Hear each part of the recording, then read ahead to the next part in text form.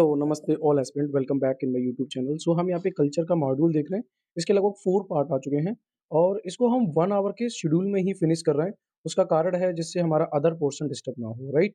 इसमें अप्रैल 2024 से लेके अक्टूबर 2024 तक का करंट अफेयर का कंपाइलेशंस होता है। और मैं बता दूँ इससे पहले हमने polity and economy and environment and you can say that IR ये हमने कंप्लीटली फिनिश कर लिया। और अगर हम चाहें तो इसे 1-2 घंटे में ओवरव्यू करके भी फिनिश कर सकते हैं, बट नहीं, हम इसे 1 आवर के शेड्यूल में ही फिनिश कर रहे हैं, जिससे कि हमारा ये वाला पोर्शंस भी you can say that clear हो जाए।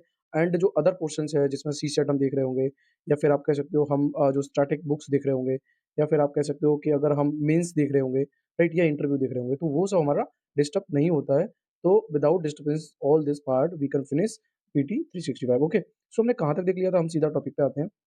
देखिए, मॉन्यूमेंट्स हमारा कब का फिनिश हो गया था, अवार्ड भी हो गए थे, स्कल्पचर भी हो गया था, मिसलेनियस भी हमने रीड कर लिया था, right?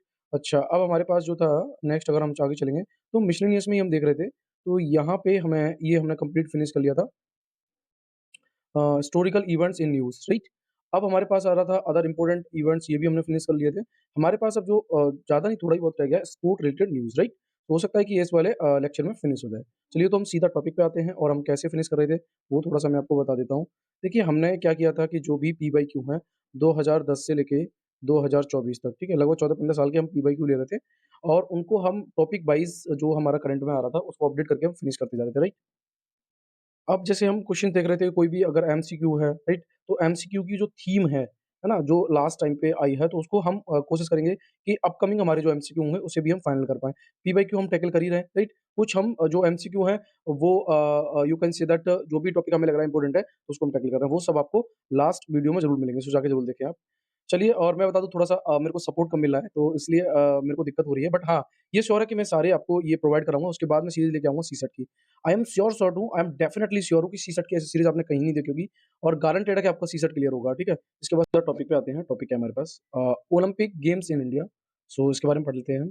India's Olympic ranking fell from 48 in Tokyo to 71st in Paris. So 48 से हम 70 फर्स्ट रैंकिंग पे यू कैन से दैट स्थान पाया है हमने। तो जो ओलंपिक अगर रैंकिंग की बात करें, तो टोक्यो में तो हमें 48वें स्थान में थे, ठीक है? लेकिन पेरिस में हम कितने पे हैं? 70 फर्स्ट पे, ठीक है? आगे बात करते हैं मोरल न्यूज़ की, तो क्या है, तो इंडिया ने अभी वन 6 मेडल इन पेरिस, यहाँ पे कोई भी गोल्ड मेडल नहीं जीता, ठीक है? और जबकि टोक्यो की बात करें, तो टोक्यो में 7 पदक जीते थे, उनमें से 1 स्वर्ण था, ठीक है? 2 सिल्वर थे और 4 ब्रोंज थे। बट जो पेरिस में जीते हैं, उनमें से 1 सिल्वर है और 5 ब्रोंज है। 6 हो गई है टोटल, ठीक है? चलिए आगे बात करते हैं। Paris was still India's 3rd best Olympic performance. यानी पेरिस ओलंपिक में भारत का तीसरा सर्वश्रेष्ठ प्रदर्शन करता है, यू कैन से दैट। चलिए, अब क्वेश्चन को हम बाद में टैकल करेंगे, पहले हमें थोड़ा-थोड़ा एक रफली आइडिया लेना है, ठीक है? चलिए आगे चलते हैं हम। सॉरी, या सो क्या है हमारे पास, अब हम थोड़ा-सा ओलंपिक गेम के बारे में जान लेते हैं। सो इसकी जेनेसिस जो हुआ था वो 1896 में Athens, you can say that, Greece में हुआ था। इसमें 14 नेशन ने you can say that competing किया था इन 9 स्पोर्ट्स में। जो गेम थे वो हेल्ड हुए थे एवरी 4 ईयर के लिए, राइट? अच्छा, मोटो क्या है? Faster, higher, stronger. उसका मोटो जो है वो है faster and then higher and then stronger. Olympic flag की बात करेंगे, flags you can say that, झंडा। सो इसको इंट्रोड्यूस करा गया था 1920 में। इस फ्लैग फीचर की बात करेंगे, तो इसमें 5 इंटरलॉकिंग रिंग सिम्बोलाइजिंग है और 5 पार्ट ऑफ द वर्ल्ड्स, जो कि 5 पार्ट्स दिखाते हैं ऑफ द वर्ल्ड्स के। ओलंपिक फ्लेम की बात करेंगे, तो ये सिम्बोलाइज़ करता है पॉजिटिव वैल्यू ऑफ फायर की and with the Olympic torch relay, right? Paris 2024 में क्या हुआ था कि इंक्लूड करे गए 4 additional sport very important for us, जैसे ब्रेकिंग, तो ब्रेकिंग में making its Olympic debut and sport climbing and skateboarding and surfing. So surfing, so ये आपको याद रखना है कि किस तरीके से पेरिस 2024 में 4 और स्पोर्ट्स को ऐड करा गया था, राइट? अब इनके थोड़ा-सा आप फिगर देख लेंगे बाई पिक्चर जाके कि ब्रेकिंग किस तरीके से गेम होता है, स्पोर्ट क्लाइंबिंग क्या होता है, जो ऊपर चढ़ते हैं हम लोग, एंड स्केटबोर्डिंग होती है एक, ठीक है? एंड सर्फाइंग होता है। Court of arbitrations for the sports, so ये इसको क्रिएटेड करा गया था 1983 में। ये डील करता है एसोसिएट होंगे जो भी लीगल प्रॉब्लम को उनको, राइट? और ये रिकॉग्नाइज़ होता है बाय द पेरिस कन्वेंशन, जिसको साइन किया गया था president of IOC among others, ठीक? चलिए आगे बात करते हैं फिर हम। अब हम देख लेते हैं इंडिया एंड ओलंपिक के बारे में थोड़ा-सा देख लेते हैं। या क्या है? सो इंडिया ने फर्स्ट पार्टिसिपेट किया था ओलंपिक में 1900 में, कहाँ पे? पेरिस में। इसको रिप्रेजेंटेड करा गया था by the Anglo Indian Norman Pritchard के द्वारा। इंडियन ओलंपिक एसोसिएशन यानी कि आईओए की बात करेंगे हम, इसको फॉर्म करा गया था 1927 में। Sir Dorabji Tata as a president थे उस time and it is recognise करा गया था by the IOC. IOC you consider Indian Olympic association उसी साल 1927 में। अगर हम इंडियन ओलंपिक एसोसिएशन की बात करेंगे, तो ये कोऑर्डिनेट करता है नेशनल स्पोर्ट फेडरेशन के साथ और यू कैन से दैट जिसके थ्रू टीम को सेंड किया जाएगा कहाँ के लिए? ओलंपिक के लिए एंड अदर जो भी इंटरनेशनल गेम होंगे उनके लिए। तो आप ये कह सकते हो कि इंडियन ओलंपिक एसोसिएशंस, ठीक है? और नेशनल स्पोर्ट फेडरेशन ये दोनों कोऑर्डिनेशन करके किसी भी टीम को किसी भी टीम जो क्वालिफाइड टीम है, उसको Olympic and other international gaming के लिए भेजा जाता है। India is prepare to host Olympic 2036। तो आप कह सकते हो कि इंडिया जो है प्रिपेयर कर रहा है ओलंपिक को होस्ट करने के लिए 2036 में एंड ये एस्पायर है become the top 10 sport Nations होंगे बाय 2036 और टॉप 10 5 कंट्री बाय द 2047। तो आप कह सकते हो कि टॉप 10 कंट्री 2036 तक और टॉप 10 5 कंट्री की जो बात होगी वो 2047 तक। क्या-क्या इनिशिएटिव ली गई हैं स्पोर्ट इकोसिस्टम को इंडिया में डेवलप करने के लिए? तो वो थोड़ा-सा हम देख लेते हैं। जैसे बजटरी सपोर्ट्स है, खेलो इंडिया प्रोग्राम है, खेलो इंडिया राइजिंग टैलेंट आइडेंटिफिकेशन जिसे हम कीर्ति प्रोग्राम कहते हैं and managing of sport activity, ठीक है? And national sport development fund scheme है, टारगेट ओलंपिक पोडियम स्कीम है and one school one sport policy है and retired sport person empowerment training है जिसे हम रीसेट प्रोग्राम कहते हैं, ठीक है? तो ये थोड़ा-थोड़ा आपको देखना है, ये सब जो है स्पोर्ट्स को प्रमोट करती है इंडिया में, राइट? सो थोड़ा-थोड़ा हम देख लेते हैं। जैसे अगर हम रिटायर स्पॉन्सर्ड इसकी रीसेट प्रोग्राम की बात करेंगे, तो उसको लॉन्च करा गया ministry of youth and affair sports के द्वारा और ये एम्पावर करता है जो भी रिटायर्ड स्पोर्ट पर्सन है, यानी कि 20 से 25 ईयर के with the knowledge and skill for the development and increase the employability, ठीक है? चलिए अब हम देख लेते हैं क्या है हमारे पास आगे। तो देखते हैं क्वेश्चन बना कैसे था, पहले हम इसे टैकल करेंगे। देखिए, मैं वही बात आपसे कह रहा था कि जो आप पढ़ते हैं, ज़रूरी नहीं है क्वेश्चन वहाँ से पूछा जाए आपसे या वहाँ से ही आप टैकल कर पाएँ। आपको थोड़ा कॉमन सेंस भी लगाना होता है। सो क्वेश्चन देखते हैं, ये 2023 का क्वेश्चन है, क्या है? It was the first times and chess Olympic was held in India. ये पहली बार हुआ था, सॉरी, पहले थोड़ा-सा रेफरेंस पढ़ लेते हैं। Consider the following statement in respect of 44th chess Olympic 2022।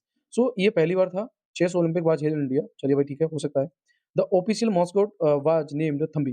जो ऑफिशियल मास्कट था उसका जो नेम था वो थंबी था। The trophy of the winning team in the open section is a Vera Menchik cup और उसके बाद the trophy of winning team in the women's section is a Hamiltonian Russell's cup. देखिए, यहाँ क्या है ना, ये एक्सचेंज स्टेटमेंट होते हैं। अब देखिए, दोनों यहाँ तक तो सेम ही है, थोड़ा-सा आप समझने की कोशिश करना, मैं समझा रहा हूँ आपको, राइट? यहाँ थोड़ा-सा आप देखेंगे, ये दोनों तो यहाँ पे सेम है, ठीक है? कि trophy of winning team and trophy of winning teams. In the open section के लिए वीरा मैंचिक कप था, तो जबकि ये उल्टा है। यानी कि ओपन सेक्शन के लिए था हैमिल्टन रुसेल कप और वुमेन सेक्शन के लिए जो था वो वीरा मेंचक कप, ठीक है? मेंचेक कप कह सकते हो उसे। तो ये अपोजिट कर दिया, तो श्योर शॉट है कि तीसरा भी गलत है और चौथा भी गलत है। 2 तो हमारे गलत हो गए, ठीक है? तो 2 गलत होने से सीधी-सी बात है 2 ही बचे होंगे हमारे पास, तो इसका आंसर हमारे पास क्या हो जाएगा? ओनली 2।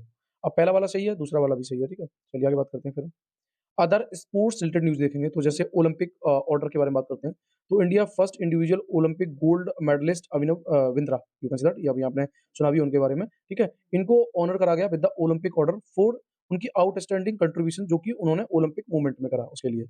अगर अब अभिनव बिंद्रा की हम बात करें तो इन्होंने शिकर करा था गोल्ड एट 2008 बीजिंग ओलंपिक में in a men's 10 metre air rifle events में। ये भी थोड़ा-सा आपको याद रखना है, ठीक है? बट ये फैक्चुअल वेट सीधे-सीधे नहीं पूछे जाते क्वेश्चंस। अब बात कर लेते हैं हम ओलंपिक ऑर्डर अवार्ड के बारे में। तो उसको स्टेबलाइज़ करा गया 1975 में। इसको अवार्ड किया जाता है इंडिविजुअल को who have re-rendered distinguished service to the Olympic movements. तो आप कह सकते हो कि एक विशिष्ट सर्विस जो है प्रोवाइड करी जाती है ओलंपिक मूवमेंट्स को, उनको ये प्रोवाइड किया जाता है। मतलब कुछ ऐसा हट के कर देते हैं वो। सो हाईएस्ट अवार्ड जो है जिसको प्रेज़ेंट किया जाता है इंटरनेशनल ओलंपिक कमिटी के द्वारा। आईयूएसी की बात करें यानी कि इंटरनेशनल ओलंपिक कमिटी की, तो ये नॉन प्रॉफिट ग्लोबल ऑर्गनाइज़ेशंस है। इसका जो विज़न है वो है build a better world through sports, यानी कि हमें एक अच्छा वर्ल्ड बनाना है थ्रू स्पोर्ट्स, राइट? चलिए आगे बात करते हैं। फिर हमारे पास थोड़ी यहाँ स्पीड दे रहा हूँ क्योंकि ये चीज़ें थोड़ी-सी हमारे लिए नॉर्मल है, थोड़ा-थोड़ा समझ के चलना है। चेस वाला क्वेश्चन मैंने यहाँ लगा दिया था, सॉरी उसके लिए मैं माफ़ी चाहूँगा, बट चेस यहाँ पे नीचे है, वो गलती से हो गया मेरे से, कोई दिक्कत नहीं है। सो कॉमनवेल्थ गेम्स 2026 की बात करेंगे, तो विल बी 100 ये इनको सॉरी इनको हेल्ड किया जाएगा ग्लासगो में, ठीक है? और इनका जो एडिशन है वो अनवील होगा द फीचर ओनली 10 स्पोर्ट्स, इसमें 10 स्पोर्ट जो है वो शामिल होंगे। 6 ऑफ 12 डिसिप्लिन्स हैं इनके, इन व्हिच इंडिया ने वॉन करे थे कितने medals 2022 you can say that Commonwealth Games में, ठीक है? जिसमें कंट्रीब्यूटिंग था 30 out of total 60 medals have been dropped from the 2026 editions, ठीक है? आगे बात करते हैं। सो दीज़ इंक्लूड जिसमें badminton, cricket, hockey, squash, table tennis and wrestling. तो जो यू कैन से 60 मेडल में से कंट्रीब्यूशन 30 का था, उनमें से जो 6 हमने जीते थे, वो badminton, cricket, hockey, squash and tennis and wrestling में, ठीक है? अगर हम बात करें कॉमनवेल्थ गेम्स की तो इनको होल्ड करा गया 1930 में हैमिल्टन, कनाडा में, ठीक है? और ये हर 4 साल में होती हैं। इंडिया ने होस्ट किया था इन गेम को पहली बार 2010 में दिल्ली में। चेस वाला क्वेश्चन हमने कर लिया, थोड़ा-सा हम चेस के बारे में पढ़ लेते हैं। चलिए, सो बात करते हैं यहाँ पे 2024 has been a successful year for the Indian chess with many accomplishment, right? ये हमारी 2024 में, तो थोड़ा-सा देखते हैं हम आगे क्या है। रीसेंट सक्सेस जो है इंडिया की चेस में रही उसके बारे में थोड़ा-सा देखेंगे।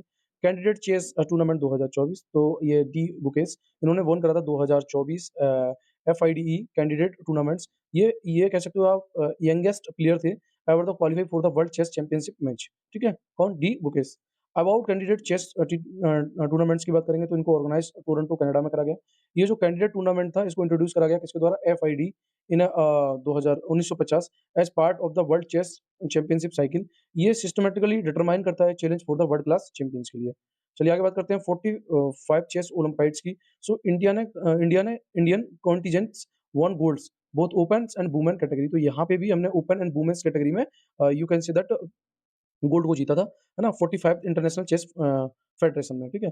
अगर हम बात करें 45 जो एफआईडीई चेस ओलंपियाड है उसके लिए, सो इसको ऑर्गेनाइज़ करा गया बुडापेस्ट हंगरी में। 45 चेस ओलंपियाड की बात करेंगे तो ये फर्स्ट टाइम इंडिया चेन्नई में होस्ट हुआ और ट्रॉफी जो थी विनिंग टीम की ओपन सेक्शन में, अभी हमने पढ़ा था हैमिल्टनियन रुसेल्स कप्स, और trophy for the winning teams in the women section जिसको हम वीरा मैंचिक कप बोले थे। ये अभी हमने पढ़ा था क्वेश्चंस। मैं थोड़ा-सा एक बार और आपको ये क्वेश्चन दिखाऊँगा, राइट?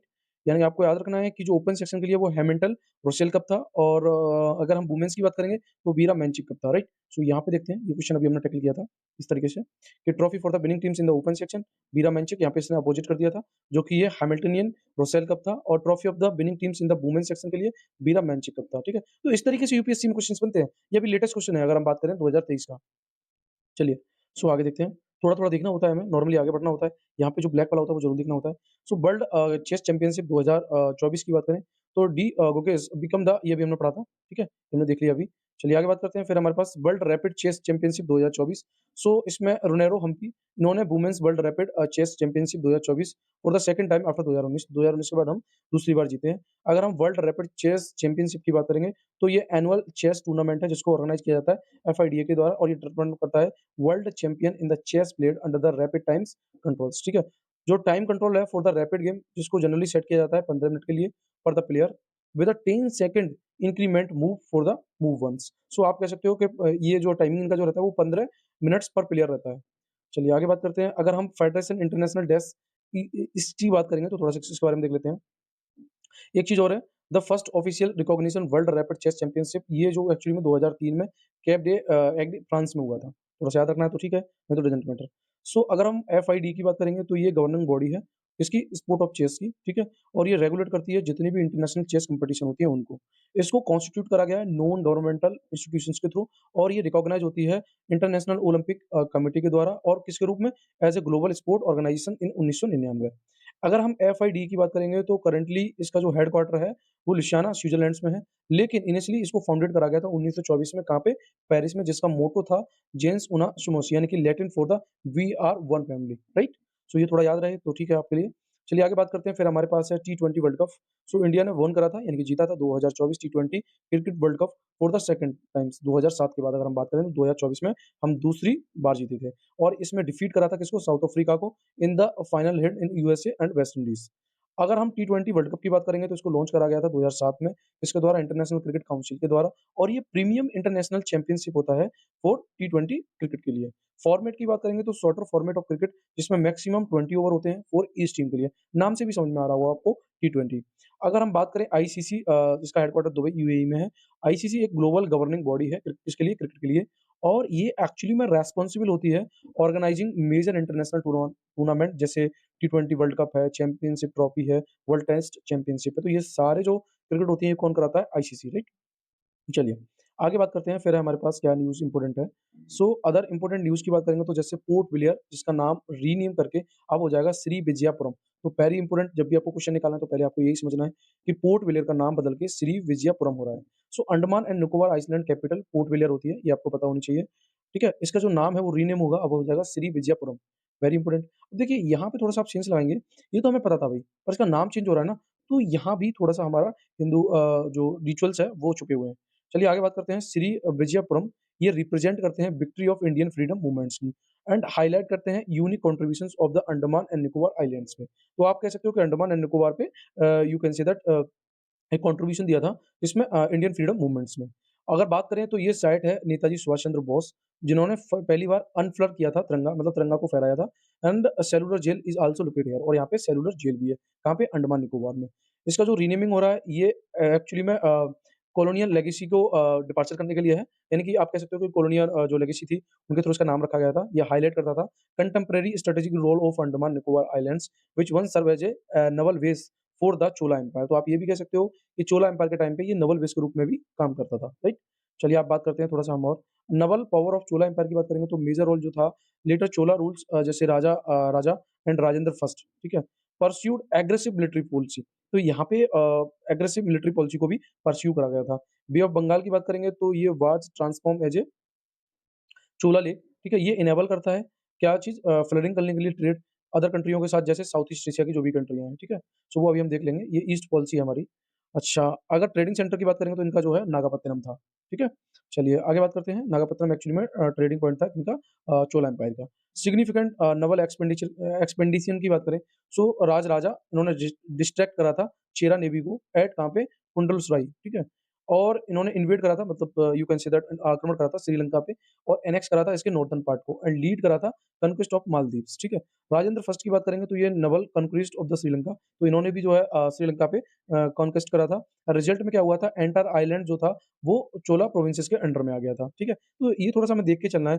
उन्होंने लॉन्च करा था मेजर एक्सपेंडिशन किसके अगेंस्ट में? शैलेंद्र एम्पायर के में, ठीक है? और ये थोड़ा-सा देखना है और ये लीडिंग कर रहे थे कॉन्क्वेस्ट ऑफ सेवरल रीजन्स जैसे मलय पेनिनसुला और सुमात्रा में, राइट? ये अब थोड़ा-सा हम देख लेते हैं भाई मैप। जैसे ये ट्रेड रूट्स है हमारा, सॉरी या ये ब्लू वाला पार्ट जो हमें मिलेगा वो ट्रेड रूट्स है। ये श्रीलंका से आप देख रहे हैं किस तरीके से ईस्ट में, ठीक है? अच्छा उसके बाद ये चोला टेरिटरी है हमारी, थोड़ा-सा ये भी देख लेंगे जैसे वेंगी है, कांचीपुरम है, तंजावुर है, लंका है और उसके बाद गंगई कोंडा चोलापुरम है, नागापत्तिनम है। ये तो उनकी एक्चुअली में ट्रेड सेंटर था और चोला इन्फ्लुएंस की बात करेंगे तो यहाँ पे कलिंगा एंड ओडिशा, ठीक है? तो इस तरीके से ये थोड़ा-सा हमें देख लेना है। चलिए, आगे बात करते हैं वर्ल्ड हेरिटेज ट्रांसह्यूमनेंस इनिशिएटिव के बारे में। सो ये इनिशिएटिव जो है इसको लीड करा जा रहा है international council on monuments and sites यानी कि आईसीओएमओएस के द्वारा एंड ये सपोर्टेड है किसके द्वारा? अज़रबैजान के द्वारा, ठीक है? अब हम बात करते हैं ट्रांसह्यूमनेंस की। सो ये ट्रेडिशनल प्रैक्टिस है, ठीक है? और ये सीज़नली लाइवस्टॉक मूवमेंट्स के लिए होती है, यू कैन सी दैट जिसमें इन्वॉल्व होते हैं migrations of human community along with their hertz, right? मतलब आपने देखा होगा जैसे आप जहाँ भी रहते हो तो आपने कभी-कभार देखा होगा कि मान के चलो आप यूपी के हो तो कई बारी आपने राजस्थान की भेड़ वगैरह देखी होंगी, जो आपकी साइड में आ रही होती हैं और उसमें पशुधन जो लाइव स्टॉक बोलते हैं जैसे हम, तो बहुत से उसमें झुंड में वो लोग अपना 10-5 लोग जो भी होते हैं, वो one place to another place जाते हैं, ठीक है ना? वो माइग्रेट करते हैं, ये आपने देखा होगा। सो उसी को ट्रांसह्यूमन्स कहते हैं। 2023 में क्या होता है, 2 ट्रांसह्यूमन्स ट्रेडिशन ट्रांसह्यूमन जो है वो in a 10 European states and alpine pasture seasons of Switzerland were declare intangible cultural heritage of unity। तो यहाँ पे क्या हुआ था कि 2023 में 2 ट्रांसह्यूमन परंपराएँ जिसमें से 10 यूरोपीय राज्यों में ट्रांसह्यूमन्स और स्विट्जरलैंड के अल्पाइन चारागाह मौसम को, है ना? तो ये आप कह सकते हो कि मानवता की अमूर्त सांस्कृतिक विरासत को घोषित कर दिया गया। आगे बात करते हैं trans human landscape of India की, यानी कि भारत में ट्रांस ह्यूमन्स का क्या ही परिदृश्य है, थोड़ा-सा वो देखते हैं। So transhumance practice is prevalent in the Himalaya, ठीक है? वेयर जहाँ पे क्या होता है सेवरल नोमैडिक ट्राइब्स, नोमैडिक मतलब घुमक्कड़, राइट? जैसे गुज्जर्स, बकरवाल्स, गद्दीस, चंगपास जो सीप पालते हैं एंड गोट पालते हैं। ये आपने देखे होंगे ना, ये जो चलते रहते हैं इधर-उधर। एनिमल जो है मूव होती हैं subalpines and alpine pasture during the summer, while during winter ये जो है ग्रेस्ड एंड एडजॉइनिंग प्लेन्स में जाते हैं। ये सिस्टम जो है एक्सिस्ट है planes such as Rajasthan, Madhya Pradesh, Tamil Nadu, Gujarat, Uttar Pradesh, अभी मैंने आपको बोला, राइट? चलिए, तो आप ट्रांसह्यूमन समझ गए ना? जो अपने पशुओं को लेके other one place to another place जाते हैं। अब बात करते हैं UNESCO Asia Pacific regional registers, उसके बारे में थोड़ा-सा देख लेते हैं। ये है क्या? थोड़ा-सा उसके बारे में देखते हैं। अबाउट मो you can say that memory of the words, ठीक है? सो प्रोग्राम है क्या? सो उसको लॉन्च करा गया था 1992 में, ठीक है? और ये 3 रजिस्टर्स प्रोवाइड करता है international, regional and national registers. International register की बात करेंगे तो इसमें सेवरल इंडियन जो है वो कंसिस्ट करते हैं। एंटायर जो कि तमिल मेडिकल मैन्युस्क्रिप्ट कलेक्शंस है, सेवा मैन्युस्क्रिप्ट ऋग्वेदा है, ठीक है? अच्छा, इनका जो एम है वो मेन एम है कि ये प्रिज़र्व करना चाहते हैं वर्ल्ड डॉक्यूमेंट्री हेरिटेज को, ठीक है? और इनेबल करना चाहते हैं यूनिवर्सल एक्सेस होना चाहिए इस डॉक्यूमेंट्री हेरिटेज का एंड एनहांस करना चाहते हैं public awareness about documentary heritage. तो आपने जो डॉक्यूमेंट्री देखी होगी, जैसे फॉर एग्जांपल यूट्यूब पे कई ऐसे लोग हैं जो डॉक्यूमेंट्री बनाते हैं, तो उसके लिए ये है मेमोरी ऑफ द वर्ल्ड्स, ठीक है? तो उसका मेन काम है कि जो भी डॉक्यूमेंट्री है, उसको इनेबल करा जाए एंड ईज़िली एक्सेस हो फॉर ऑल पर्सन्स एंड ये अवेयरनेस को एनहांस करे among the peoples, right? So ये वही है। अब बात करते हैं थोड़ा-सा हम ये क्यों न्यूज़ में है, तो मैन्युस्क्रिप्ट ऑफ 3 इंडियन लिटरेरी, जैसे इनके नाम है रामचरितमानस, पंचतंत्र एंड लोकाना, ये जो है इंक्लूड है मेमोरी ऑफ द वर्ल्ड्स में, ठीक है? जो कि एशिया पैसिफिक रीजनल रजिस्टर्स, जिसके साथ 17 अदर वर्क हैं फ्रॉम द अदर रीजन से। ये जो डिसीजन लिया गया 10th meeting of the memory of the world committee from the for the Asia and the Pacific, यानी जिसे हम मोकैप कहते हैं, जो कि उलान बटूर मंगोलिया में हुआ था, ठीक है? ये थोड़ा-सा आपको देख के चलना है। सो आपको याद रखना है कि memory of the world sense लग रहा है कि हम डॉक्यूमेंट्री को यहाँ पे प्रिजर्व करना चाहते हैं। लिटरेरी वर्क के बारे में थोड़ा-थोड़ा हम देख लेते हैं, जैसे रामचरितमानस, उसको रिटर्न करा गया था, सॉरी, 16वीं सेंचुरी में गोस्वामी तुलसीदास के द्वारा, ये तो पता ही होगा आपको। और ये एक एपिक पोएम है, जो कि अवधी लैंग्वेज में लिखी है और इसमें 7 कांट्स जो है वो कंसिस्ट करते हैं। पोएटिक रीटेलिंग की बात करें तो इसमें जो है यू कैन सेड राम के बारे में थोड़ा-सा बताया गया है। आगे बात करते हैं पंचतंत्र की, तो इसको रिटन करा गया है पंडित विष्णु शर्मा के द्वारा, जो कि संस्कृत में है ये, और ये ओल्डेस्ट कलेक्शन है, ठीक है? कि किस तरीके से जो इंडियन फेबल्स हैं, वो सर्वाइव कर रहे थे, राइट? बात करते हैं और इसमें 5 पार्ट्स हैं। ये मोस्ट डिस्कसिंग फीचर्स है, स्टोरी विदिन स्टोरी, मतलब स्टोरी के अंदर ही स्टोरी, राइट? अब बात करते हैं श्रद्धा लोकना की। सो इसको रिटन करा गया किसके द्वारा? आचार्य अनंत बर्धन के द्वारा, जो कि ये भी संस्कृत में है और ये इंडियन पोएटिक टेक्स्ट है। फिलॉसफर की बात करेंगे तो अभिनव गुप्ता, इन्होंने रिटन करा as a commentary on it, right? चलिए, आगे है साहित्य अकादमी, तो थोड़ा-सा हम पहले इसके बारे में देख लेते हैं क्या है। सो इसका हेडक्वार्टर न्यू दिल्ली में है। इसकी जेनेसिस जो है वो 1954 में हुई और ये रजिस्टर्ड है सोसाइटी रजिस्टर्ड एक्ट 1860 के थ्रू। मिनिस्ट्री जो है autonomous body under ministry of culture देख रही है इसकी। रूल की बात करेंगे तो लिटरेरी एक्टिविटी इन 24 लैंग्वेज में है। इसमें 22 शेड्यूल्ड लैंग्वेज हैं एंड इंग्लिश एंड राजस्थानी भी इसमें इंक्लूड है। इट्स मेजर अवार्ड की बात करेंगे तो साहित्य अकादमी अवार्ड एंड भाषा सम्मान, ठीक है? अब थोड़ा साहित्य अकादमी फेलोशिप ये एक्चुअली में क्यों न्यूज़ में है, तो Ruskin bond was awarded the साहित्य अकादमी फेलोशिप। सो रस्किन बॉन्ड को साहित्य अकादमी फेलोशिप से you can see that awarded करा गया इसलिए न्यूज़ में। फेलोशिप की बात करेंगे तो ये हाईएस्ट ऑनर है, इसको कन्फर्ड किया जाता है अकादमी ऑन ए राइटर्स और ये रिज़र्व है द इमॉर्टल्स ऑफ लिटरेचर के लिए, ठीक है? Major literary of Ruskin Bond जैसे vagrants in valley, once upon a monsoon times, angry rivers, stranger in the night और रोड लीड टू गंगा, जितने भी रोड हैं वो लीड करते हैं गंगा, गंगा उनको लीड करती है। चलिए आगे बात करते हैं, फिर हमारे पास इंटरनेशनल अभिधम्ब दिवस। So it's very important for us. So ministry of culture ने एसोसिएशन किया है इंटरनेशनल बुद्धिस्ट कॉन्फेडरेशन का, ठीक है? सो इसको सेलिब्रेट रिसेंट करा गया पाली लैंग्वेज में एज ए जो कि क्लासिकल लैंग्वेज है बाय द कैबिनेट, ठीक है?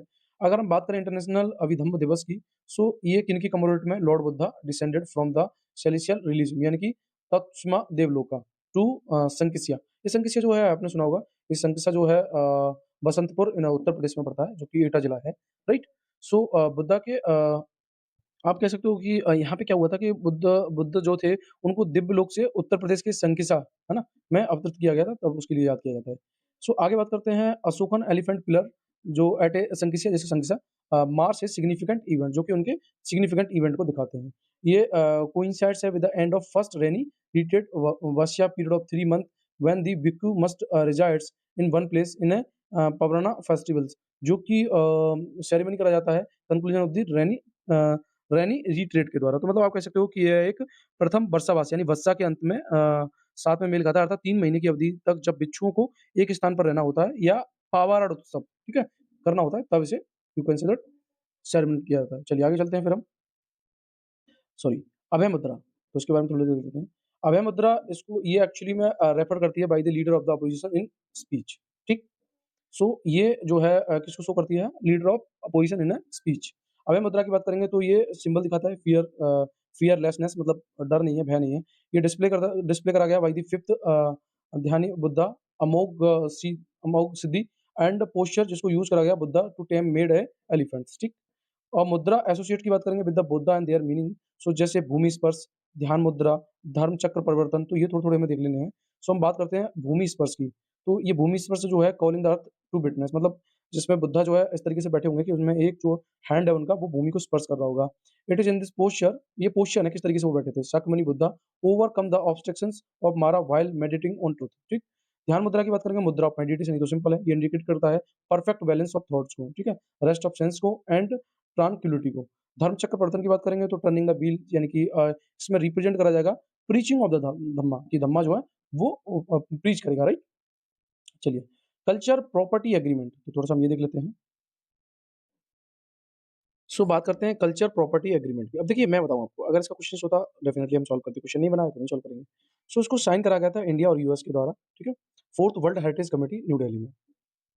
इस एग्रीमेंट के बारे में बात करें तो इसका मेन काम है कि प्रिवेंट करना एंड कर्व करना जो भी इल्सिट ट्रैफलिंग होती है of antiquities from the India to US, right, उसके लिए। अच्छा, आगे बात करते हैं फिर हम, तो जो किस तरीके से भारत से अमेरिका तक जो भी प्राचीन वस्तुएं की जो अवैध तस्करी हो रही है ना, उनको रोकना या फिर उन पे अंकुश लगाने की बात जो है ये करता है कल्चर प्रॉपर्टी एग्रीमेंट, ठीक है, ये क्लियर कट हो गया आपको। चलिए आगे बात करते हैं, सीपीए जो है वो रेस्ट्रिक्ट करता है importations into the United State of certain archaeological materials and ethnological materials of Indian origins. तो यही बात मैं कह रहा था आपसे कि सीपीए जो है वो भारतीय मूल की कुछ पुरातात्विक सामग्री और या फिर आप इसे निर्वंश विज्ञान कह सकते हैं हिंदी में, संबंधित सामग्री जो भी होती है वो संयुक्त राज्य अमेरिका में आयात पर यू कैन सी दैट क्या लगाता है, प्रतिबंध लगाता है, right. It shall be helpful in a quick seizures of the Indian antiquities and their repatriations back to India, यानी कि यह पुरातत्वीय, यह भारतीय पुरावशेष को शीघ्र ही जब्त करने तथा उन्हें वापस भारत में लाने के लिए सहायकफुल है, ऐसे कह सकते हो आप, ठीक है। चलिए आप देखते हैं इसके फोर्स से क्या-क्या प्रिवेंट हुआ है, वो देख लेते हैं। ग्लोबल लेवल की बात करेंगे तो आर्टिकल 9 जो है 1970 यूनेस्को कन्वेंशन का, इसका मतलब है कि ये प्रोहिबिटिंग करेगा एंड प्रिवेंटिंग करेगा जो भी इल्सिट इम्पोर्ट एंड एक्सपोर्ट हो रहा है, transfer of ownership of the culture property को। काशी कल्चर पाथवे, ये आउटकम है document of the G20 culture जो हुआ था वर्किंग ग्रुप। ये समर्थन करता है ग्लोबल कोलिशंस जो कि बूस्टर्स करेंगे fight against the inside trafficking, मतलब कुल मिला के ये है कि जो भी अवैध तस्करी हो रही है उनको सबको रोकने की बात कर रहा है, ठीक है। एट ए नेशनल लेवल सेक्शन 3 है एंटीक्यूटीज एंड ट्रेजर एक्ट 1972 का, ये प्रिवेंट करता है क्या, export of antiquities outside the India, मतलब जो भी एंटीक्यूटीज है, मतलब जो हमारे आप कह सकते हो कि एक अपने अगर हम शब्दों में कहना चाहें जो भी हमारी प्राकृतिक सामग्री है, उनको ये बाहर जाने से रोकता है। If an antiquity is traced, अगर कोई भी मतलब जो हमारी प्राकृतिक सामग्री है अगर उसको ट्रेस कर लिया जाता है, the archaeological survey of India ये रिस्पांसिबल है उसको कोऑर्डिनेट करने के लिए and recovery of the antiquities, clear cut है। तो कुल मिला के ये कि भारत से कोई भी चीज़ बाहर नहीं जाएगी, उसको देखेगा आर्कियोलॉजिकल सर्वे ऑफ इंडिया, ठीक है। चलिए आगे बात करते हैं, world celebrate 10th international yoga day, यानी कि IYD। तो थोड़ा-सा इसके बारे में देखेंगे, ज़्यादा कुछ नहीं बचा है हमारा। सो क्या हुआ है, यूनाइटेड नेशंस ने प्रोक्लेम करा है कि 21 जून जो है, जो कि समर सोलिस्टिक में पड़ता है, वो इंटरनेशनल योगा डे इन 2014 आपने पढ़ा होगा, जो है मनाया जाता है। और इसका जो काम है, वो है अवेयरनेस को रेज़ करना, वो भी वर्ल्ड वाइड लेवल पे, और मैनी बेनिफिट जो है प्रोवाइड होते हैं, अगर हम प्रैक्टिस करते हैं योगा की तो, राइट? अच्छा, ड्राफ्ट रेज़ोल्यूशन जो है वो प्रपोज़ करा गया था इंडिया के द्वारा और समर्थन करा गया ये लगभग 175 स्टेट्स के द्वारा। योगा, तो yoga it's our you can say that proud, right? ये कह सकते हो कि इंडिया में सबसे ज़्यादा जो है अगर किया जाता है तो वो योगा किया जाता है। तो the word yoga is derived from the Sanskrit root, ये ह्यूज मीनिंग यानी कि टू जॉइन से लिया गया है। इसका सिंबल जो है वो unity of mind and body, ठीक है? वन ऑफ द 6 स्कूल हैं इंडियन फिलॉसफी के जो कि वैशेष, न्याय, सांख्य, पूर्व मीमांसा, वेदांता, उत्तर मीमांसा, जो कि प्रोवाइड करते हैं योगा को। जेनेसिस की बात करेंगे इसके बारे में थोड़ा-सा कि कैसे इसका जेनेसिस हुआ। तो number of seals and fossils जो कि इंडस वैली सिविलाइजेशंस में हमें रिमेन्स कंडीशन में मिले हैं, जिनका डेटिंग बैक की बात करें तो 2700 बीसी है। ये इंडिकेट करते हैं कि योगा जो है वो प्रिवेलेंट करा गया था इन एंशिएंट इंडिया में। दो वर्ल्ड के yoga is referred in all the 4 Vedas, ये चारों वेदों में इनका ज़िक्र हुआ है। However systematically reference of the yoga जो है वो फाउंड होता है पतंजलि योगास्त्रों में, जो कि 2nd सेंचुरी बिफोर कॉमन का है, ठीक है? अदर बुक भी है पतंजलि की जैसे महावासी, ये ग्रेट कमेंट्री है। सो आपने देखा होगा बाबा रामदेव ने, अब आप ये सोचिए पतंजलि तो बाबा रामदेव की नहीं भई, ये बहुत पहले से चला आ रहा है, राइट ना? योगा एंड कल्चर डिप्लोमेसी, तो ये 21 जून वाला आपको याद रखना है, समर सोलिस्टिक वाला। सो आप पूछ सकता है आपसे कि जो योगा डे है वो कब मनाया जाता है? समर सोलिस्टिक या विंटर सोलिस्टिक में, ये याद रखना है। तो योगा जो है वो इमर्ज होता है as a key instruments in India soft power, India की सॉफ्ट पावर के रूप में। One of the India biggest culture export playing a major role in culture diplomacy, तो आप कह सकते हो कि सबसे ज़्यादा कल्चर एक्सपोर्ट करने वाला जो काम करता है वो इंडिया करता है। कल्चर मीन्स हम अपने कल्चर को एक्सपोर्ट करते हैं मतलब, राइट? चलिए आगे बात करते हैं समर सोलिस्टिक की। तो on this day northern hemisphere जो कि टिल्ट होता है toward the suns and rays of the sun fall directly, तो जो सूर्य की रोशनी होती है वो डायरेक्टली पड़ती है ऑन ट्रैपिक और ट्रॉपिक ऑफ कैंसर पे, ठीक है? उसे हम समर सोलिस्टिक कहते हैं। नॉर्थ पोल की बात करेंगे तो ये थोड़ा सा इंक्लाइन होता है टुवर्ड द सन की तरफ and place beyond the Arctic circles और experience continuously day light for the about 6 month, तो लगभग 6 महीने के लिए उन पे क्या रहता है, दिन रहता है। The longest day and the shortest night in the northern hemisphere occur on this day. तो आप ये भी कह सकते हो कि सबसे बड़ा दिन और सबसे छोटी रात जो नॉर्दर्न हेमिस्फीयर में होती है इसी दिन। At this time in the southern hemisphere all these condition are reversed, ठीक है, इसलिए इसको 21 जून को मनाया जाता है। चलिए आगे बात करते हैं फिर हम। अब देखिए, ये भी क्वेश्चन 2023 का है, ठीक है? ये क्वेश्चन पूछा गया हमारा, तो उसको भी हम डिस्कस करेंगे। ओके, तो उसको मैं थोड़ा शॉर्ट कर दे रहा हूँ। तिरंगे के ऊपर पूछा गया था। क्या है? Union ministry for the home affair उन्होंने अर्ज करा है कि जो कंट्रीमैन हैं, वो होस्ट करेंगे tricolour at their homes under the Har Ghar Tiranga campaign. तो ये आपको पता ही होगा कि हर घर में तिरंगा लगाने का एक कैंपेन चला था। So hosting and displaying of the Indian national flag, ये जो है गवर्न किया जाता है फ्लैग कोड्स ऑफ इंडिया 2002। इसको अमेंड करा गया 2021 एंड 22 में। इसके एक्चुअली में मेन फीचर्स क्या हैं, प्रोविजंस क्या हैं फ्लैग कोड्स इन इंडिया 2002 के? सो वो थोड़ा-सा देख लेते हैं।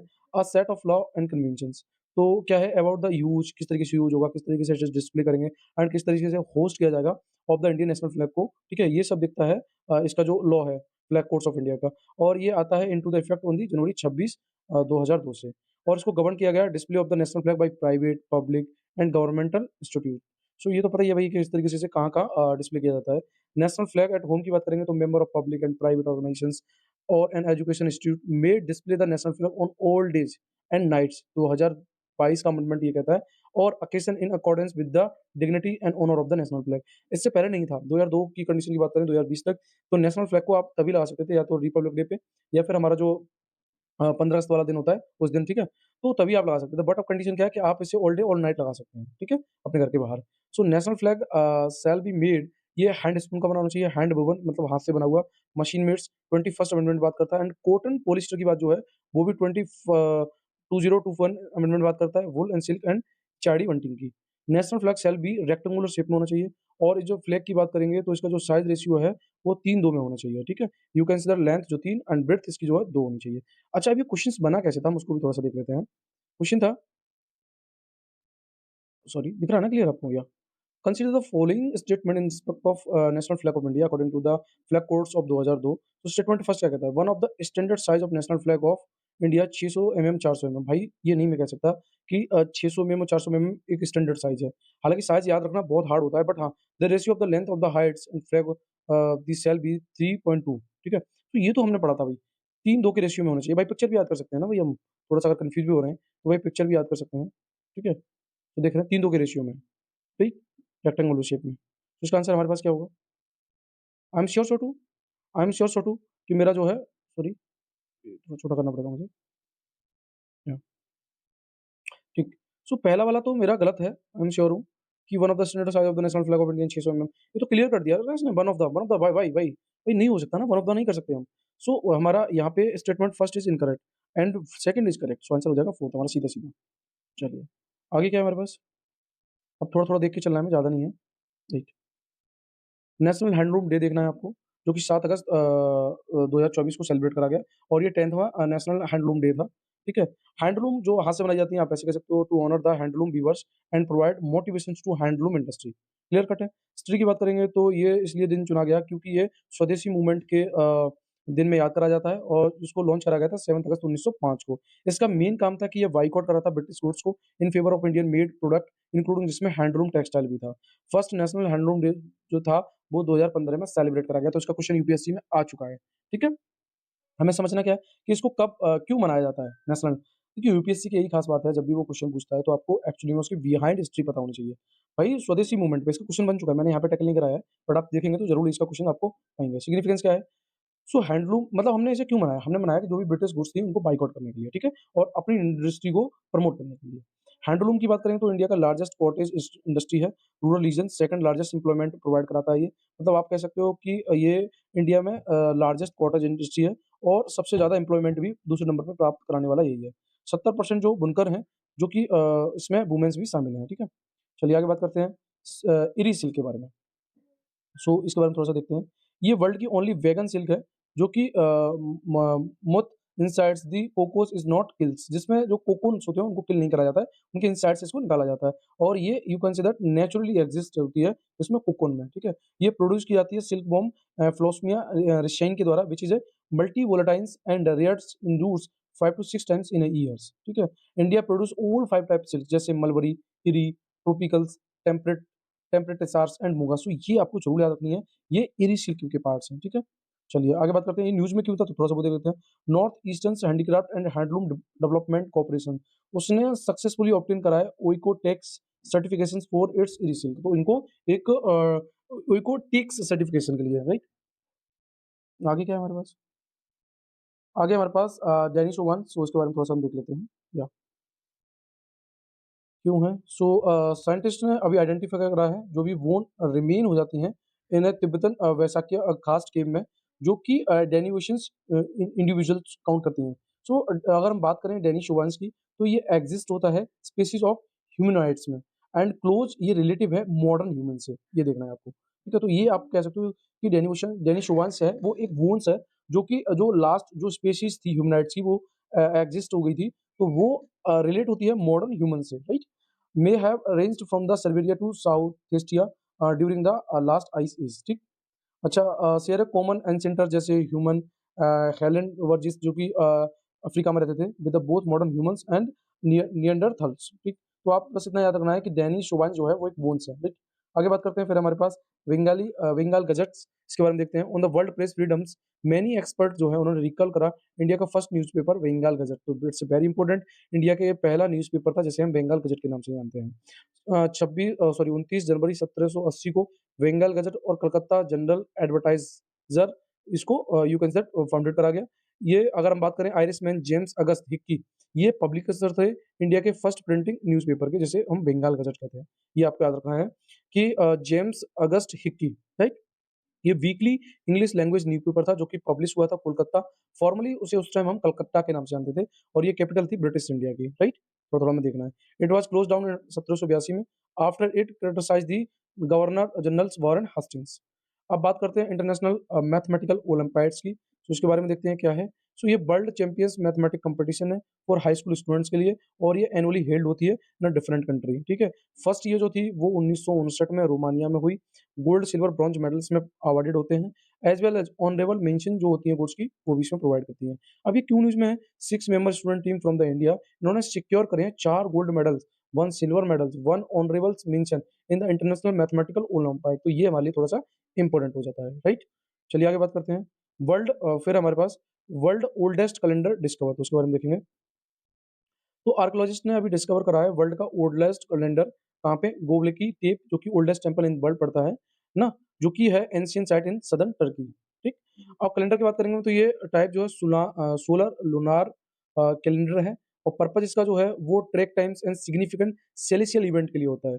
कर्विंग की बात करेंगे तो V shape symbol each represent day and totalling to 365 day इसमें भी रिप्रेजेंट होते हैं, सजेस्टिंग है सोलर ईयर, ठीक। अदर सिंबल की बात करेंगे तो उसमें animal, abstract designs and potential marking significant event और पीरियड्स भी शामिल हैं। हिस्टोरिकल सिग्निफिकेंस की बात करेंगे तो ये कैलेंडर जो है बिलीव करा जाता है commemorate a comet strikes around 10,850 before common era which might have lead to mini icy age and influence early human society. ठीक, तो आप कह सकते हो कि जो कॉमेट स्ट्राइक हुआ था 10,850 बिफोर कॉमन एरा में, तो उसके कमेमोरेट में इसको बनाया गया था, ठीक है?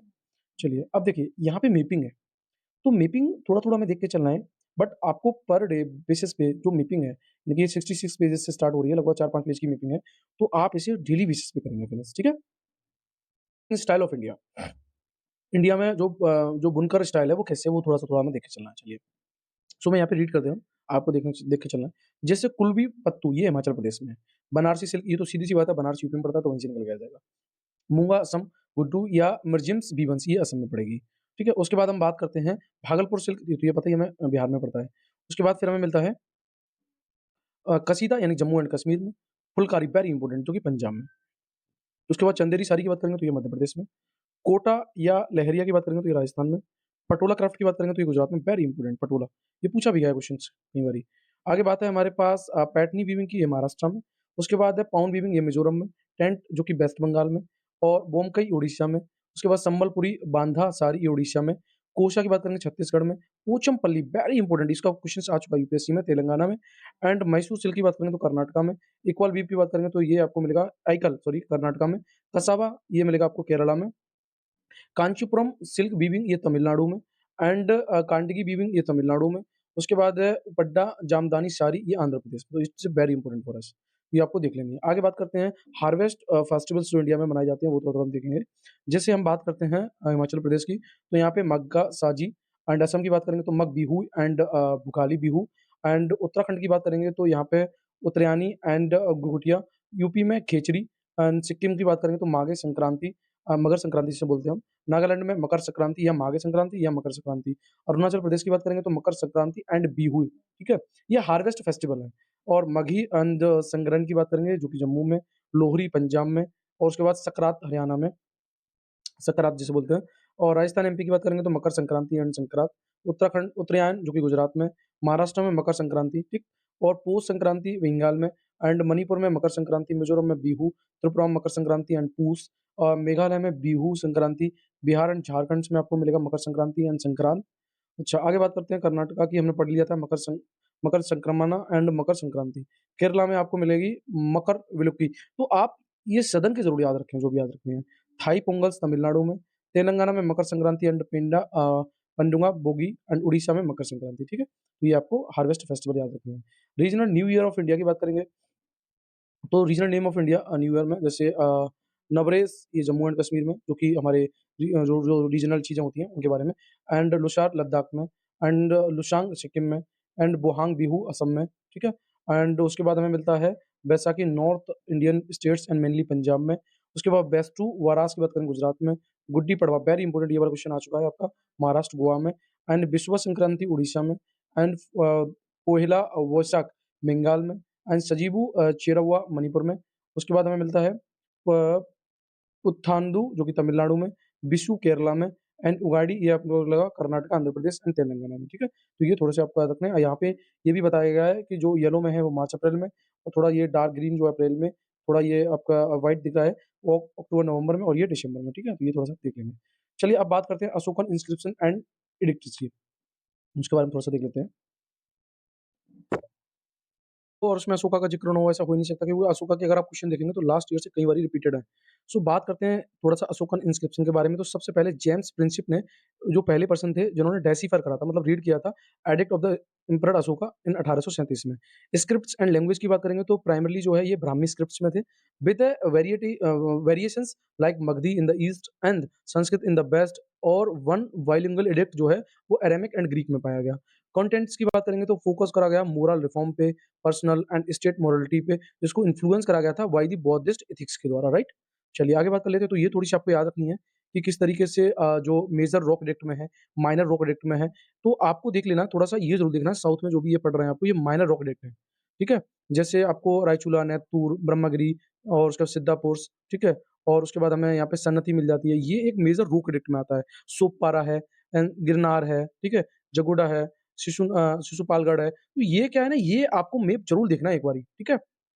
चलिए, फिर हम बात करते हैं देखिए इसमें क्वेश्चन्स बना है, मैं थोड़ा-सा और डिस्कस कर दे रहा हूँ आपको।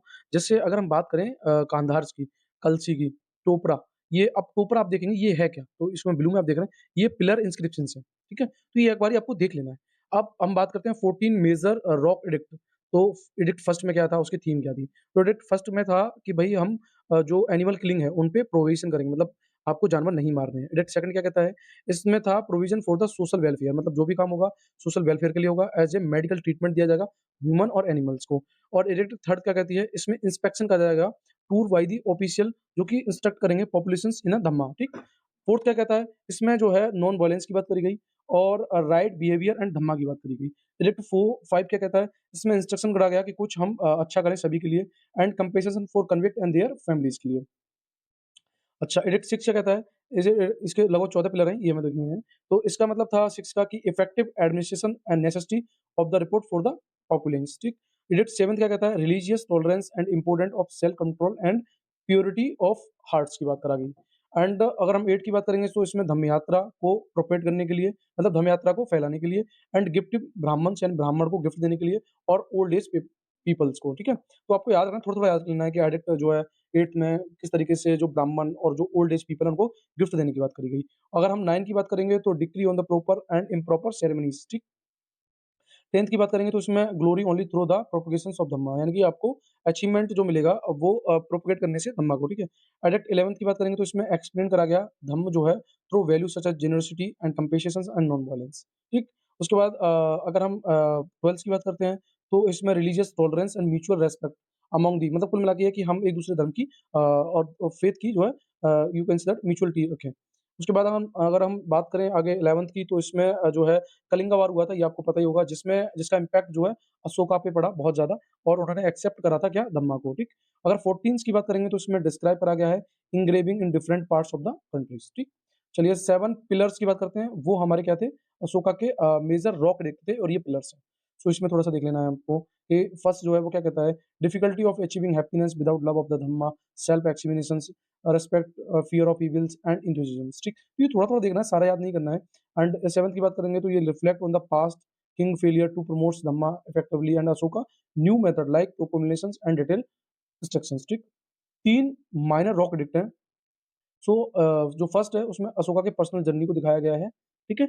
और इसमें more zealous after the associating with the Buddhist Sangha और सेकंड में जो है इसमें एडवोकेट करा गया respect for the parents and elders का, ठीक है? और उनके बीच में you can say that kindness को लेके एंड ऑनेस्टी को लेके। थर्ड की बात करेंगे इसमें अशोका ने एक्सप्रेस करा है his deep faith in a Buddha Dhamma and संघ में, ठीक? तो ये थोड़ा-सा आपके लिए इम्पोर्टेंट हो जाता है कि जो थर्ड मेज माइनर रॉक एडिक्ट है उसके थर्ड जो है वो क्या कहता है? चलिए आगे बात करते हैं फिर हमारे पास है historical ports of India it's a very important so ancient and early medieval ports in India की बात करेंगे तो गुजरात में आपको मिलेगा वरगया जिसे वरूच बोलते हैं वेस्ट बंगाल में आपको मिलेगा तमरालपति जिसे तमलुक बोलते हैं उड़ीसा की बात करेंगे तो चरितपुत्र and पलरू and दंतपुर and कलिंगापत्तनम Andhra Pradesh की बात करेंगे तो घंटसाला मुट्टुपाली एंड मछलीपत्तनम पुदुचेरी की बात करेंगे तो इसमें मिलेगा अरिकामेडु तमिलनाडु की बात करेंगे तो पोहार कोरकई टोंडी एंड निरपियोरी केरला की बात करेंगे तो टेंडिस एंड मुजेरिस कर्नाटक की बात करेंगे तो यहाँ मिलेगा आपको मोंडागोरी जिसे हम मंगलुरु कहते हैं। और महाराष्ट्र में कौन-कौन से पोर्ट मिलेंगे जैसे कैलिना, सुपरा एंड सेमिलिया एंड पलाईपट्टनम एंड वेजिटम्स एंड मलिंगरम। तो it's very important for us ये हमें देख के चलना है। अब बात कर लेते हैं हम world heritage sites in India में तो यूनेस्को की world heritage sites in India कौन-कौन सी हैं?